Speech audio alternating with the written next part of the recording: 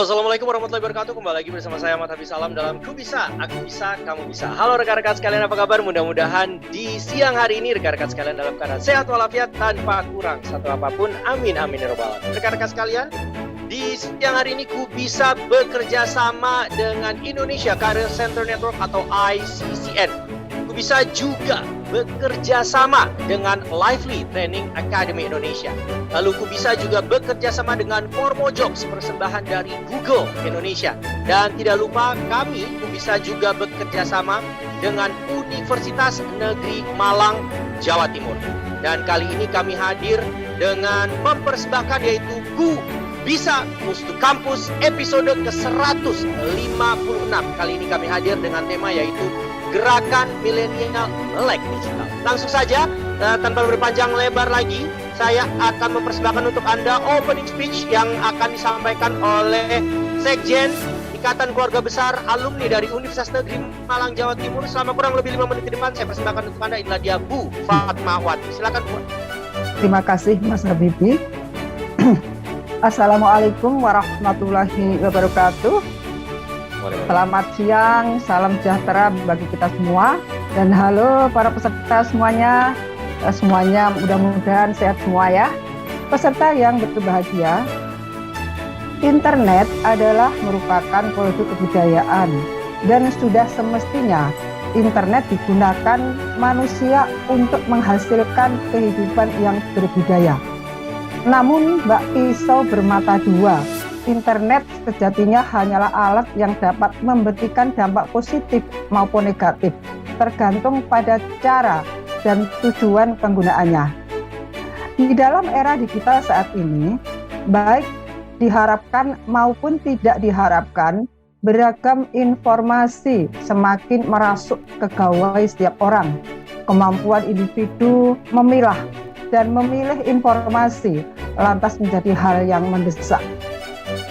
Untuk itulah literasi digital menjadi kian signifikan relevansinya, tidak hanya sebagai komplementer, tetapi sebagai program prioritas bersama dalam kerangka melakukan upaya edukasi dan advokasi pengguna internet. Para hadirin yang saya hormati, akhirnya dengan mengucap Bismillahirrahmanirrahim, webinar Ku Bisa Mustu Kampus edisi ke-156 kerjasama antara Ku Bisa dengan Ikatan Alumni Universitas Negeri Malang dengan tema Gerakan Milenial Melek Digital saya nyatakan dibuka secara resmi dan dimulai. Sekian dan terima kasih. Wassalamualaikum warahmatullahi wabarakatuh. Selama kurang lebih 15 menit ke depan, saya persembahkan untuk Anda success story Rakai Gino Gales Wangi. Silakan Mas Rakai. Ya, terima kasih waktunya Mas Habibi. Terima kasih juga waktunya yang diberikan oleh Universitas Negeri Malang yang saat ini diwakili oleh Bufat yang sangat cantik. Untuk sukses story sebetulnya di perkuliahan saya, kenapa awalnya ya, kalau ditanyakan tadi ada 4 poin. Kenapa saya kuliah di UM? Yang pertama memang awalnya ketika cita-cita saya yang pertama ini gugur, karena saya dulu inginnya masuk angkatan laut tuh. Jadi di akhir pantukir tidak masuk, akhirnya saya banting setir, saya ingin ngajar. Nah, kampus yang backgroundnya pengajaran, itu salah satunya di Jawa Timur adalah yang paling dekat dengan rumah saya adalah Universitas Negeri Malang. Dan ada faktor kedua juga, kakek saya dulu merupakan tenaga pengajar juga di Universitas Negeri Malang. UM ini terkenal dengan latar belakang atau background jurusan sejarah yang minatnya itu ke sejarah klasik atau ke sejarah yang klasik, itu istilahnya dari masa Majapahit, Singosari dan sebagainya. Kuat di situ. Makanya saya kenapa milih UM daripada universitas yang lain di Jawa Timur. Di poin kedua, kuliah ngapain aja? Apa hanya kuliah pulang? Nah, saya bukan tipikal mahasiswa yang seperti itu ya. Jadi saya dulu ketika kuliah itu aktif di organisasi, terutama organisasi intra ya.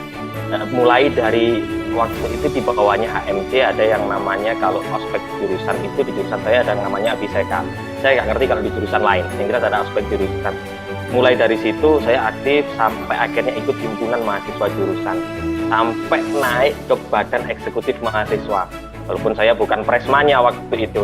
Terus saya juga ada aktif di organisasi ekstra ya. Kebetulan karena waktu itu saya ikut himpunan mahasiswa Islam, jadi saya ikut AMI di organisasi ekstranya. Dan sama juga kita juga banyak diasah, kita juga banyak mendapatkan pengalaman-pengalaman organisasi baik di luar maupun di dalam. Saya dulu selain aktif di organisasi, saya juga ada pekerjaan sampingan, yaitu di tour and travel.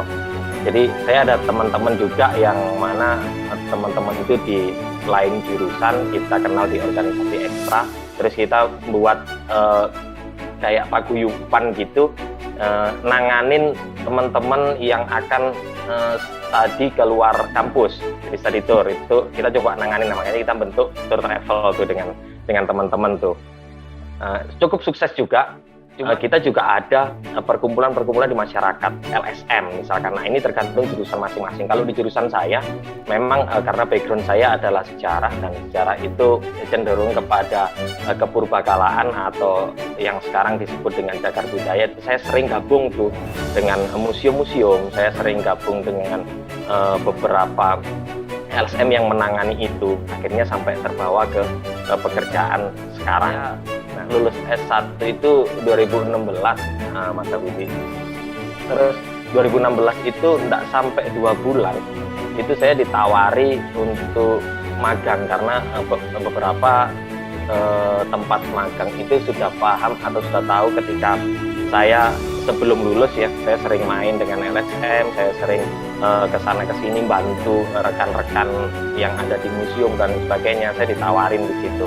Jadi relasi yang saya dapatkan sebelum saya lulus, sebelum saya ujian skripsi itu yang membuahkan hasil. Di samping karena memang background dari kampus saya, UM, jurusan sejarah itu backgroundnya seperti yang saya katakan tadi. Jadi mendukung di lini-lini yang memang melestarikan ketinggalan-tinggalan historis itu masa purbakala, masa Majapahit, masa Singosari, masa Mataram, dan sebagainya. Ini yang masa kuno itu kuat banget UM itu. Dengan background itu akhirnya saya banyak diterima gitu di tempat-tempat magang tadi, museum atau di Departemen Pendidikan dan Kebudayaan gitu. Jadi saya hanya nganggur 2 bulan itu. 2 bulan langsung saya diterima dengan background kampus dan background jurusan yang saya ambil di Universitas Malang. Mungkin itu Mas Habibie, waktu dan tempatnya saya kembalikan ke Mas Habibie. Terima kasih, matur nuwun. Assalamualaikum warahmatullahi wabarakatuh. Oke, terima kasih rekan-rekan sekalian, dari dan untuk Anda Mas Rakai Hino ya. Mas Rakai Hino, terima kasih banyak. Rekan-rekan sekalian, selama kurang lebih sekali lagi 30 menit ke depan saya persembahkan untuk Anda semuanya, inilah dia Delima Astra Winata. Silakan, Mbak. Halo, apa kabar sahabatku bisa? Halo.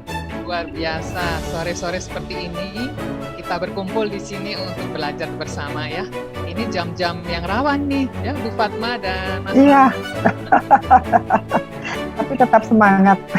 Semangat. Ya, saya juga semangat berada di sini. Iya. Nah, kita bicara tentang gerakan milenial melek digital. Pertanyaan kedua untuk dirimu datang dari atas nama Nina ya, Nina Safitri Anjani.